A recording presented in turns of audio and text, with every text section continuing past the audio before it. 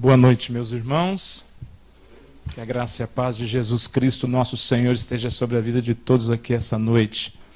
Louvado seja Deus. Irmão Francisco, obrigado pelo convite. Você mora no meu coração, viu? Você não paga nem aluguel. Abra sua Bíblia, meu irmão. Evangelho de João, capítulo 17. Nós estamos ali na Igreja dos Jardins, cooperando, ajudando os irmãos ali. Está uma bênção, graças a Deus. Ontem foi o dia que a igreja mais estava cheia.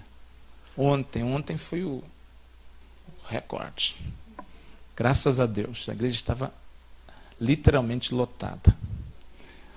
E a gente louva a Deus por isso. Aqui também teve a Semana Jovem, né? Também encerramos a Semana Jovem lá também no sábado. Foi uma bênção, graças a Deus, Deus tem nos abençoado. Evangelho de João, capítulo 17, nós vamos ler a partir do verso 17 até o verso 23. Esperar todo mundo achar. Capítulo 17, a partir do verso 17. Amém? Santifica-os na verdade, a tua palavra é a verdade. Assim como tu me enviaste ao mundo, também eu os enviei ao mundo. E a favor deles eu me santifico a mim mesmo, para que eles também sejam santificados na verdade. Não rogo somente por estes, mas também por aqueles que vierem a crer em mim por intermédio da sua palavra, a fim de que todos sejam um. E como és tu, ó Pai, em mim e eu em ti, também sejam eles em nós, para que o mundo creia que tu me enviaste. Eu lhes tenho transmitido a glória que me tens dado, para que sejam um como nós o somos. Verso 23 também. Eu neles e tu em mim, a fim de que sejam aperfeiçoados na unidade, para que o mundo conheça que tu me enviaste e os amaste, como também amaste a mim. Amém, meus irmãos? Essa é uma das mensagens mais longas de Jesus. Na verdade, essa mensagem ela se iniciou lá no capítulo 14. Jesus está anunciando a sua breve morte, sua crucificação. Jesus vem trazendo essa notícia, mas agora de maneira mais incisiva aos seus discípulos. Os discípulos de Jesus estão sendo agora avisados de que a partida do seu mestre está muito próxima. Jesus não está mais pregando às multidões como em parábolas, mas ele está fazendo uma aplicação pessoal da sua morte aos seus discípulos. Essa afirmação de Jesus de que ele iria, de fato, ser morto, de que ele iria deixá-los, trouxe uma apreensão muito grande. Nós sabemos que discípulo tem dificuldade para entender algumas coisas, né? Você pode ver o quanto que a gente passa a vida toda na igreja e tem uns aí que passa 30, 40 e ainda não aprendeu. Anos. Mas os discípulos também estão sofrendo. Jesus, ele traz algumas boas notícias quando ele anuncia que vai, de fato, morrer, ele traz algumas notícias boas, como, por exemplo, no capítulo 14, ele diz, olha, não se turve o vosso coração. Crê em Deus. Creiam também em mim. Na casa do meu Pai existem muitas moradas. Se não fosse assim, eu não vos teria dito. Eu vou para o Pai, mas eu volto. Eu vou buscar vocês para mim mesmo, para onde quer que eu esteja, vocês estejam também. De alguma forma, Jesus procura animar o coração dos seus discípulos. Por exemplo, no capítulo 15, ele vai dizer, olha, vocês precisam se comportar como um galho de uma videira, que está ligado ao seu tronco. Se vocês estiverem como o galho de uma videira, se vocês forem esses galhos, e eu sou o tronco, vocês estiverem ligados em mim, o meu Pai, ao olhar para vocês e ver que vocês dão frutos, o meu Pai vai podar. Não é assim que acontece na poda, para que vocês produzam ainda mais frutos? Agora, se vocês não produzirem frutos nenhum, o meu Pai apenas corta e lança no fogo, porque não serve para mais nada. São boas notícias, por exemplo, no capítulo 16, Jesus vai falar a respeito da vinda do Consolador. Ele diz, eu vou, mas vocês não vão ficar sozinhos. Eu vou enviar para vocês o Espírito Santo, o Consolador. Ele vai testificar da verdade através de vocês. Então não se preocupem com nada. E ele chega nesse capítulo 17, que é conhecido por todos nós como a oração sacerdotal. E é interessante que, se você ler o capítulo 17, é uma oração longa que Jesus vai fazer. E o que chama mais atenção ainda é que ele repete por 6 vezes a mesma frase. Jesus diz assim, olha, eu rogo, eu oro para que todos sejam um. Na verdade, Jesus está fazendo oração aqui para os seus discípulos, a princípio. E por que ele está orando tanto, pedindo aos seus discípulos para que eles sejam uns? Na verdade, os discípulos de Jesus passaram a vida brigando. Sempre havia uma confusão entre eles para saber quem era o melhor, ou quem era o maior. Quem seria o primeiro no reino? Certa vez, uma mãe se aproxima de Jesus, se curva diante dele e diz, mestre, quando o Senhor vier no seu reino, permite que 2 dos meus filhos que te seguem, um se assente à direita e outro à sua esquerda. Aí a Bíblia vai dizer que ali naquele momento houve uma grande confusão, porque se eu estivesse ali, eu ia pensar a mesma coisa, se é para chamar a mãe, eu vou chamar a minha também. Em outro momento, os discípulos estão discutindo, está lá em Lucas capítulo 9, estão discutindo entre eles quem seria o maior. E Jesus está de longe, já percebendo o que está acontecendo. Jesus se aproxima e pergunta, o que está acontecendo aqui? E eles ficam ali, encabulados e desconversam, mas Jesus sabia o que estava passando no coração deles. Aí Jesus pega uma criança, coloca no colo e diz assim, olha, aquele que quer ser o maior no reino de Deus tem que ser como uma criança. Porque o maior no reino, o maior entre vocês, seja o menor. Não vai muito longe, após Jesus ser crucificado, 2 discípulos estão indo para o caminho de Emaús, discutindo.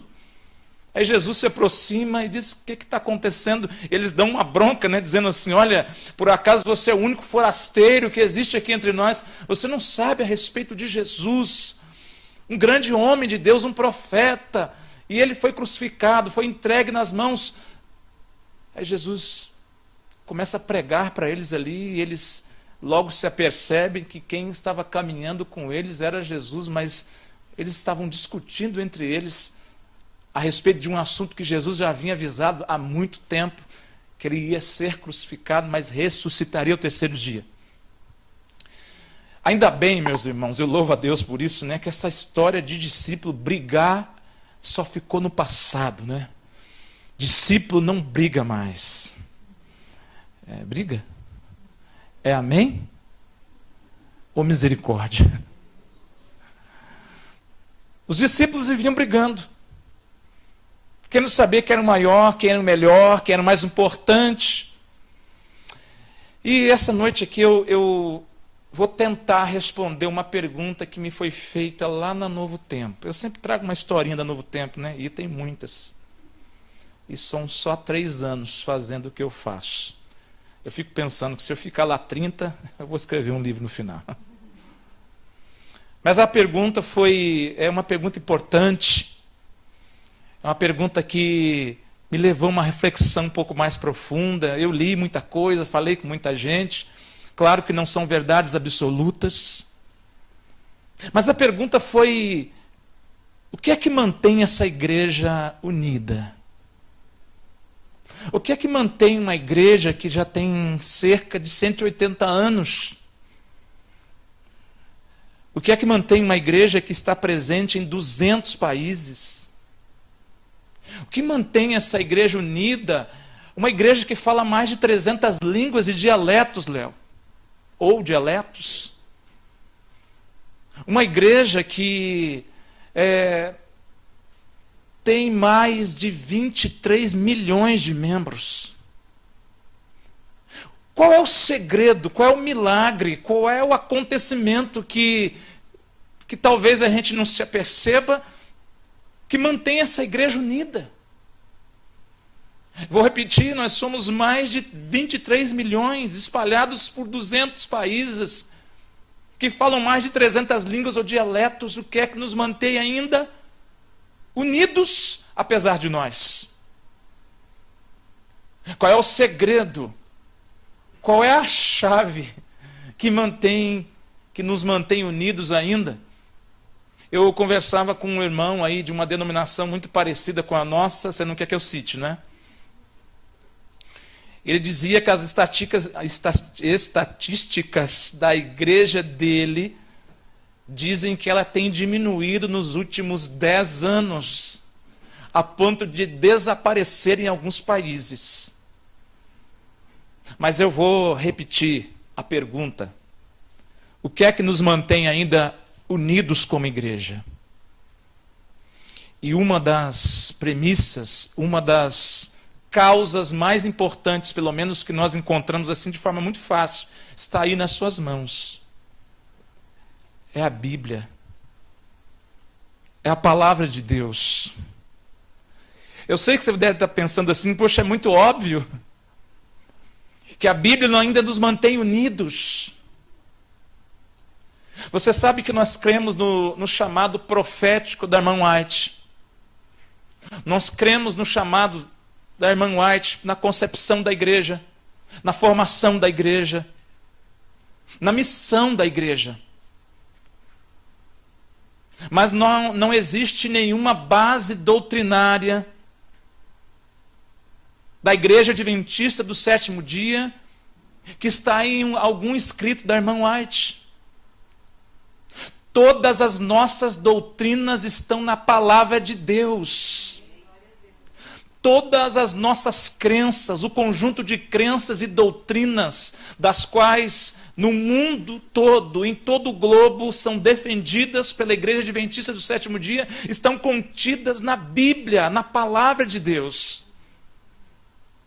Eu acredito que todos que aqui estão, daqueles que nos acompanham também pela internet, já devem ter lido um livro chamado Nisto Cremos. Se você é adventista, eu vou recomendar a você que você tem que ler o Nisto Cremos.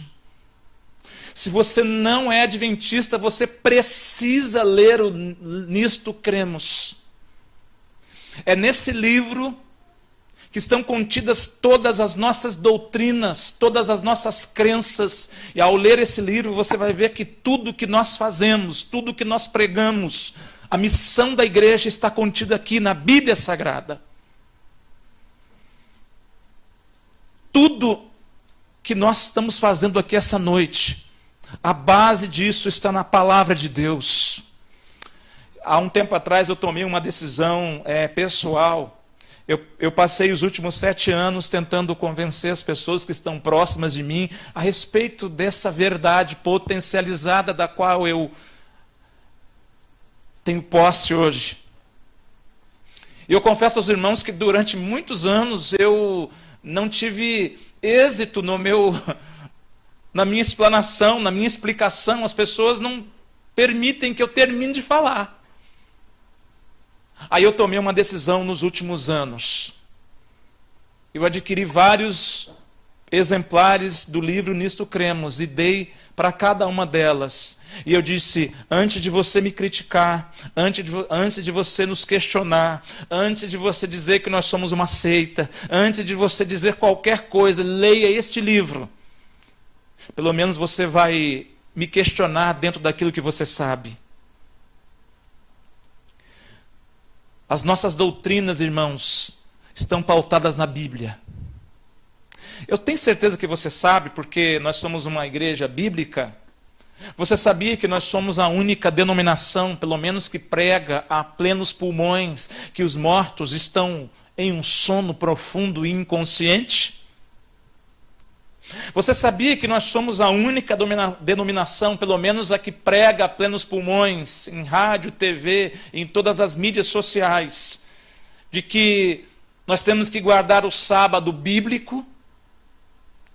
Que existe um líder cristão que se levantou há tempos atrás agora, dizendo que ele também acredita na guarda do sábado. Aí perguntaram para ele, qual é o sábado que você guarda? Ele diz, eu guardo o 7º dia. E qual é o 7º dia? Ele disse, o domingo. E eu vou dizer uma coisa para você, e eu não vim aqui para brigar com você, porque eu te amo.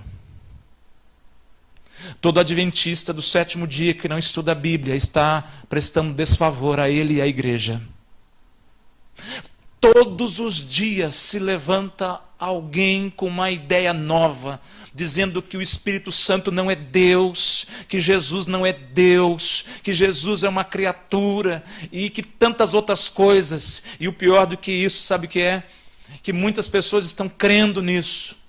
Você sabia que tem muitos irmãos nossos que estão acreditando mais nos videozinhos do TikTok do que na própria palavra de Deus? Todo adventista do 7º dia precisa estudar a Bíblia, porque aqui está a fonte das nossas crenças e doutrinas. Eu vou repetir. Todas as nossas crenças e doutrinas estão contidas na palavra de Deus. E todos os dias tem alguém acreditando, todo dia tem alguém ligando para nós, todo dia tem alguém levantando uma questão de que se ela estudasse a Bíblia, ela já teria plena certeza e confiança que o Deus que nós servimos é o Deus da Bíblia, da palavra de Deus. E nós não estamos aqui seguindo doutrinas humanas. Eu vou dizer uma coisa para você, não se escandalize não. Se essa igreja amanhã, através das suas lideranças, resolver dizer assim, olha, nós não vamos mais guardar o sábado, o santuário celestial não existe, foi um equívoco da nossa parte, eu sou o primeiro a sair dessa igreja. Porque nós não servimos doutrinas humanas, nós seguimos a palavra de Deus. Essa palavra que precisa ser defendida, e está chegando o tempo em que nós não somente vamos ser portadores dessa mensagem no coração, mas também vamos ter que explanar essa mensagem a plenos pulmões, para que todos ouçam. Você leu comigo aí, e aqui diz que Jesus, ao orar, pedindo para que seus discípulos, eles sejam unidos, eles sejam um no Pai, assim como Ele também é. Jesus disse que eles precisam estar unidos para que o mundo creia.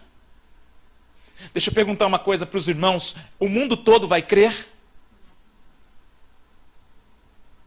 Não é o mundo inteiro que vai crer, mas logo abaixo, lá no verso 23, no final, ele diz assim, para que o mundo conheça. Se o mundo não crer, e de fato não vai crer, pelo menos o mundo precisa conhecer. E como é que esse mundo vai conhecer? Quando nós formos fiéis à sua palavra, e de fato somos. Mas quando nós defendermos a plenos pulmões, que a única doutrina que a Igreja Adventista do 7º dia defende é a palavra de Deus. Alguns tempos atrás eu atendi uma senhora lá muito inteligente, porque, deixa eu fazer só um parênteses aqui.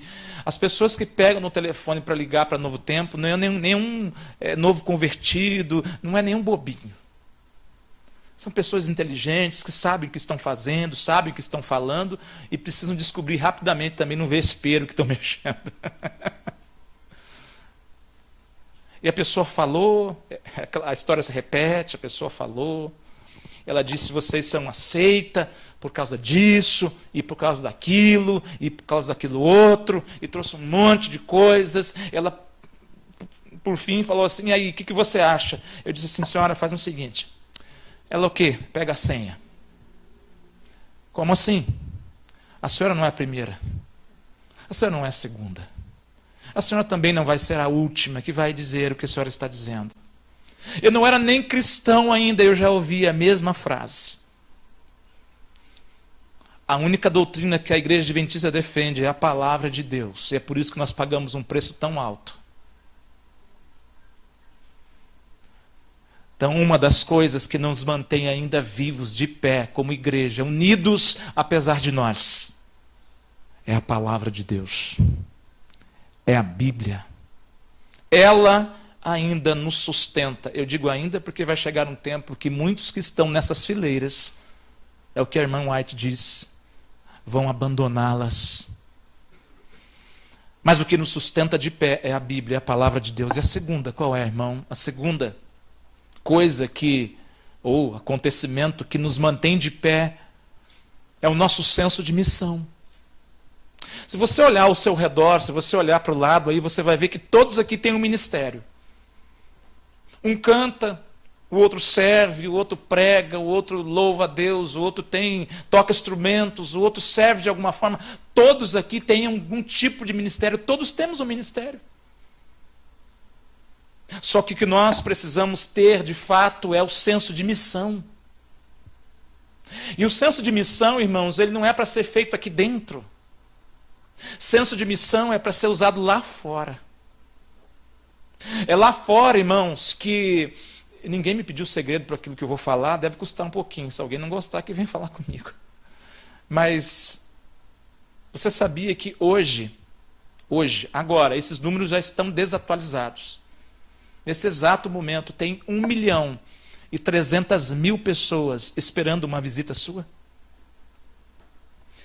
1.300.000 pessoas, que são os chamados interessados da Novo Tempo, estão esperando uma visita de algum adventista do sétimo dia nesse Brasil. E nós não temos mão de obra para isso. São 2.000 coordenadores de interessados na igreja no Brasil e temos 1.300.000 pessoas interessadas. Nós não temos mão de obra.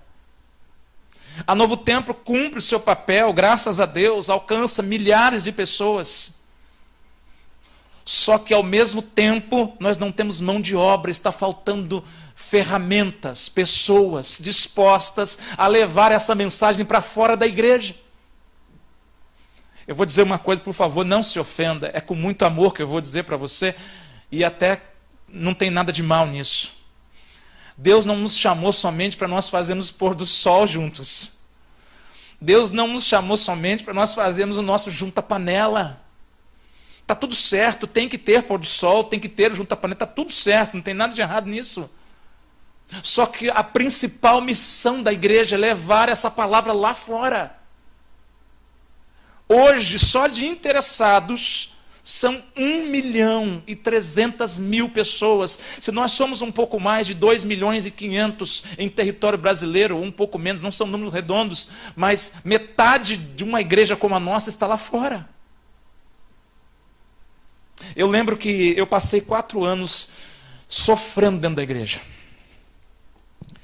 4 anos, irmão Francisco e irmã Ângela, sofrendo, me perguntando, Deus, o que é que o Senhor quer de mim?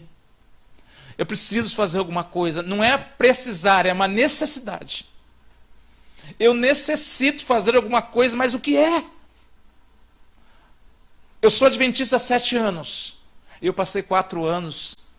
E eu orava a Deus, dizendo, Senhor, nos momentos de oração, os irmãos estavam fazendo o momento de oração no sábado, a oração intercessória, e eu estava de joelho, Senhor, o que é que o Senhor quer de mim? Porque eu não sei o que eu vou fazer. Até que, há 3 anos atrás, eu descobri que eu podia ser muito útil. Talvez não dentro da igreja, mas principalmente fora. Da última vez que eu estive aqui, até o irmão me disse, irmão, quanto tempo, né? Briga com o irmão Francisco, que é ele que não me convida, tá? Mas da última vez que eu estive aqui, eu pedi oração para uma moça chamada Simone. E a Simone participou de uma semana de oração que eu fiz no final do ano passado. A Simone é uma psicóloga, e eu disse que ia dar estudo bíblico para ela, e todo mundo veio me questionar depois, os amigos. Dizendo, Cláudio, você vai dar estudo para essa moça, ela mora tão longe. Eu falei, qual o problema? E eu lembro que eu soei frio para dar estudo para ela, porque além de ter essa mente mais científica, uma pessoa que analisa tudo, extremamente crítica, né? O senso crítico bem alto. É uma seguidora do Rodrigo Silva, eu falava alguma coisa, ela dizia, mas o Rodrigo Silva fala outra. Mas graças a Deus, assim, a gente conseguiu terminar o estudo. Ela foi batizada agora, recentemente. E quando nós fomos, eu marquei uma visita para ela, logo depois que a gente começou o estudo, antes dela ser batizada, eu me lembro que eu cheguei, antes de eu chegar na casa dela, um dos amigos disse assim, Cláudia, a Simone recebeu uma notícia muito triste, ela já estava fazendo alguns exames há algum tempo, e ela descobriu que está com câncer, está bem avançado, os pulmões, e etc. E quando eu marquei com ela numa quarta-feira, e eu pensei comigo, né, eu e a Patrícia, nós vamos chegar lá, vamos encontrar uma pessoa prostrada, triste, aborrecida, revoltada com a vida, né? E, de certa forma, a gente não pode nem julgar, porque é um ser humano que está ali, que tem os seus sentimentos, a gente respeita isso. Mas eu me lembro que quando eu cheguei na casa dela, a casa dela estava bem arrumada, tinha uma mesa lá, um lanche caprichado, e ela estava tão feliz, diante de um diagnóstico de câncer avançado, ela estava feliz da vida. Eu falei, eu tive que perguntar no final, eu falei, Simone, que bênção. E ela abriu essa situação, eu falei, Simone, mas como você está feliz? Glória a Deus por isso. Ela disse, irmão Cláudio, eu descobri a razão da minha vida. E a razão da minha vida é Jesus Cristo. A razão da minha vida é a mensagem que eu recebi, que eu tenho ouvido e que eu quero pregar. Eu venho de uma família espírita, toda a minha família não acredita nisso. Inclusive, no dia do meu batismo, ninguém vai. E de fato não foi. Ela é a única cristã, é a única adventista em toda a família. Mas o coração dela está radiante, está feliz. Sabe por quê? Porque a mensagem chegou até o coração dela. Porque você, porque eu, porque nós nos dispusemos a levar a mensagem para fora da igreja. Tem uma igreja lá fora, tem pessoas lá fora precisando de você, meu irmão. Todo adventista do sétimo dia deveria se levantar de manhã e dizer, Deus, eu vi, enquanto o irmão orava, o irmão Francisco, eu falei, Senhor, muito obrigado, que é muito de encontro com a mensagem de hoje. Todos nós deveríamos levantar de manhã e dizer, Deus, quem é que o Senhor vai colocar na minha frente para que eu possa abençoar? Quem? Seja no hospital, seja num escritório, seja num departamento pessoal, não sei de onde, seja na rua, seja num ponto de ônibus. A nossa missão, irmãos, ela é intencional em tudo. Nós deveríamos chamar um Uber, não interessados no trajeto que vai ser percorrido, mas no motorista que está ali. Nós deveríamos parar em um posto de gasolina, do qual a gente acaba fazendo amizade com o frentista, porque a gente sempre vai lá. O nosso verdadeiro intuito não era somente abastecer o veículo, mas principalmente o atendente que está ali, a pessoa que está ali, ela é importante. Tudo que nós fizéssemos, tudo deveria ser intencional, porque existem milhares de pessoas lá fora, irmãos, que precisam de uma oportunidade de ouvir essa mensagem. Uma pessoa apenas. Eu falei com uma senhora essa semana, uma senhora de 65 anos, que a princípio, até janeiro desse ano, ela estava feliz, os filhos se formaram em medicina, acabaram de se casar, um sonho para uma mãe. Só que o irmão sofreu um acidente de moto, às 7 da manhã, indo trabalhar, e veio a óbito. O outro que estava no trabalho, soube da notícia. E no desespero de não deixar a notícia chegar na mãe antes dele, ele sai com o veículo, sofre um acidente e também morre. No mesmo dia. Aí eu pergunto a você, o que é que se diz para uma mãe como essa? Senão que a única coisa que ainda nos prende nesse mundo e ainda nos faz viver e ficar de pé é a missão que Jesus confiou à igreja, porque senão não existe razão de ser. Eu costumo dizer, irmãos, que nós não estamos na igreja porque gostamos. Eu vou confessar um pecado, eu não estou aqui porque eu gosto. Eu não estou aqui porque eu acho bom pregar.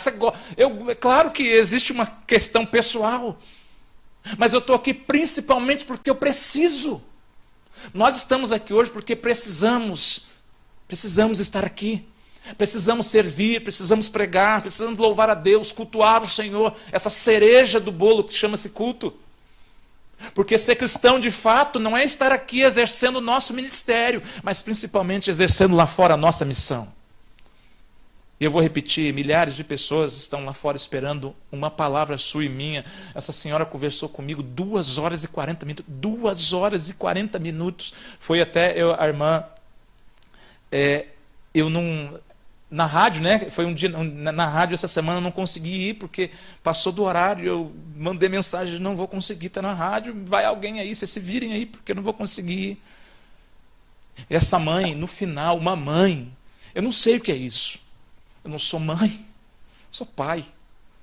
Mas eu não consigo imaginar a dor de uma mãe que perde 2 filhos no mesmo dia, de maneira tão trágica.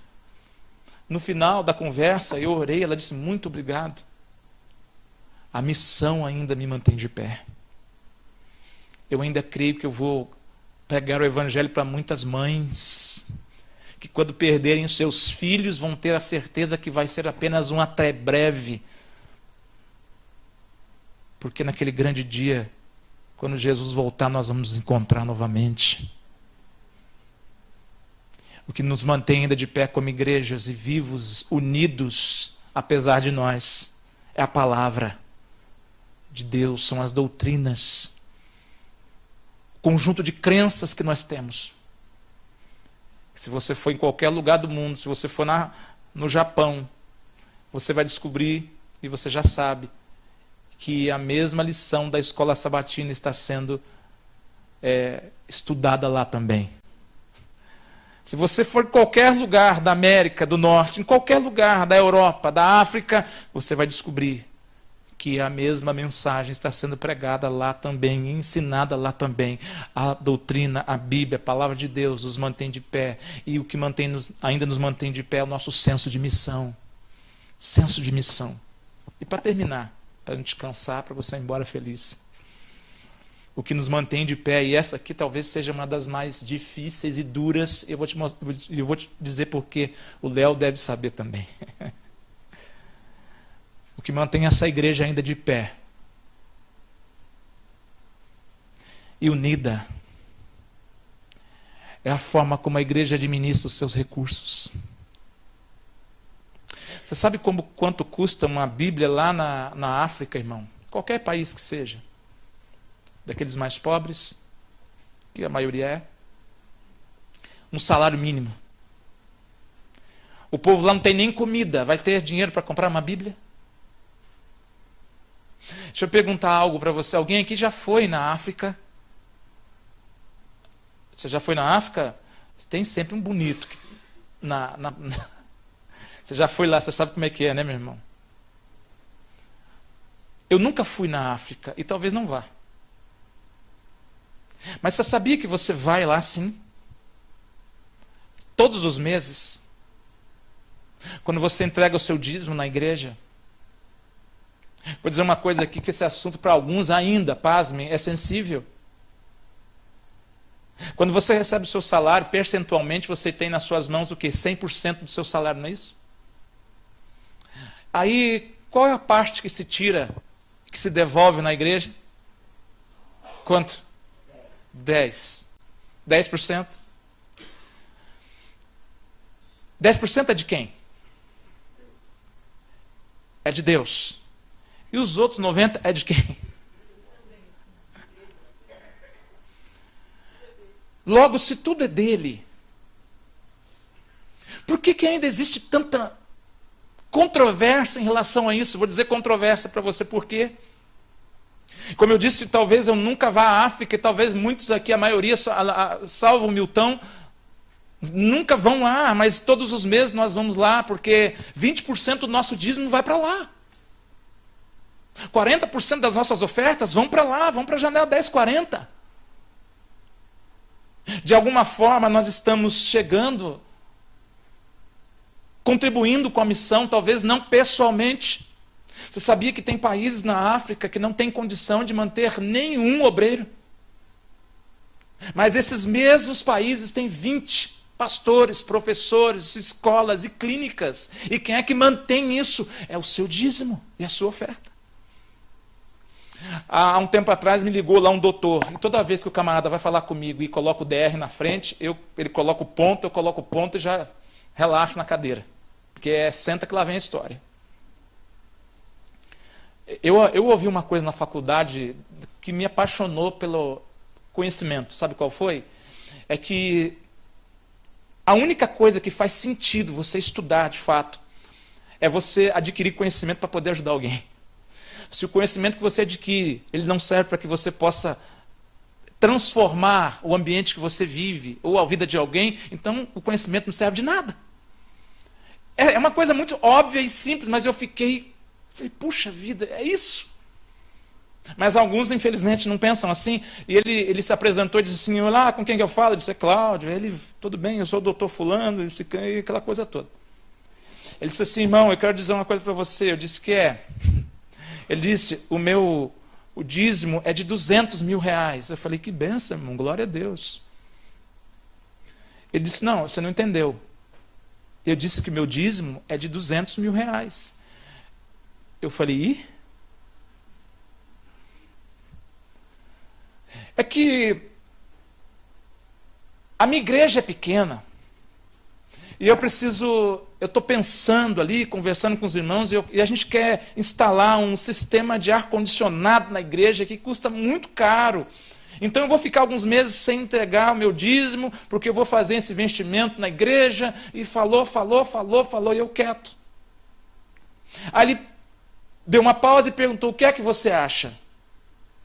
Eu disse, o senhor quer que eu responda de fato? Ele, por favor.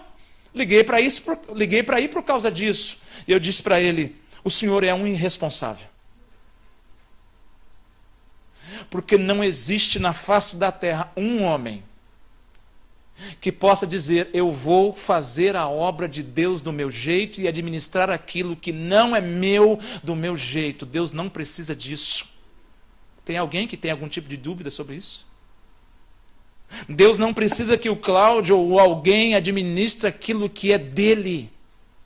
Aquilo que é do Senhor tem que ser administrado por aqueles que têm competência. E a igreja tem competência, tanto é que nós estamos ainda vivos e de pé há 180 anos, espalhados por 200 países. Pelo amor de Deus. E o homem ficou bravo. Mas não é para ficar? Eu disse para ele, tu faça o que tu quiser. Mas isso é uma irresponsabilidade. Deus não precisa que eu tome a frente e faça alguma coisa. O que mantém essa igreja ainda unida é a forma que a igreja administra os seus recursos. Até porque tudo que nós temos não é nosso. Ou você ainda tem uma dúvida que é? Ainda acha que é de alguma forma? Não é nosso? Você já ouviu falar de uma figura de linguagem chamada metomínia? Metomínia é uma figura de linguagem que serve para... você descreve o pouco que representa o muito. É a metomínia. O que nós fazemos com o sábado? É a nossa metomínia. O sábado não é teto, o sábado é piso. O sábado não é tudo. O sábado apenas representa tudo que eu vivi com Deus durante toda a semana. O dízimo é o quê? É a minha metomínia, é o pouco que serve para representar o todo. Porque o meu dízimo não é fim, o meu dízimo é apenas um meio que Deus nos deu para nós pregarmos o Evangelho de Jesus. Eu espero que de alguma forma, irmãos, Deus tenha falado contigo da mesma forma que falou comigo. E que nós possamos pensar na missão, irmão. Pensa na missão em nome de Jesus. Que você saia daqui amanhã, no seu dia, no seu trabalho, onde você mora, nos seus vizinhos. Nós estamos tão empenhados em missões, está lindo isso, está tudo certo. Mas muitos de nós não conseguem ganhar nem o nosso quintal. Eu tenho pedido a Deus, Deus me ajude a fazer a tua obra, mas ao mesmo tempo eu preciso zelar da minha família, que é o meu maior ministério. É um desafio. vou pedir para você ficar de pé, porque eu quero orar com você. Deixa eu contar a última aqui, você não fique bravo comigo. Fui pregar numa das nossas igrejas, longe daqui, não vou falar onde é não.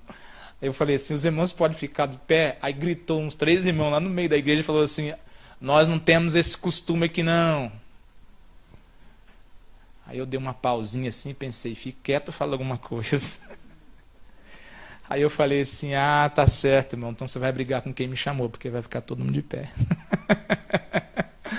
Vamos orar, irmãos?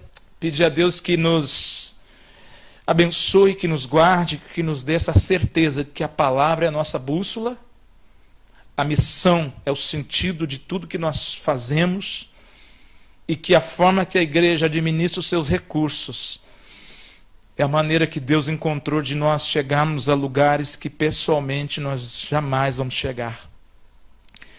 Bondoso Deus, no nome de Jesus Cristo, nosso Senhor, que a sua graça e o teu Espírito Santo seja derramado sobre nós dia após dia. Essa igreja, como o irmão disse, o irmão Francisco disse, tem um propósito nessa semana que é de falar do teu amor para todas as pessoas que for possível. Que todos os irmãos que colocarem isso em seus corações tenham êxito. E que a semente da sua palavra seja pregada para a glória do seu nome. Que o teu Santo Espírito, Senhor, nos sustente nos dias difíceis que estão por vir. E no nome de Jesus, Senhor, nos abençoe e nos guarde para a glória do teu santo nome. Amém e amém.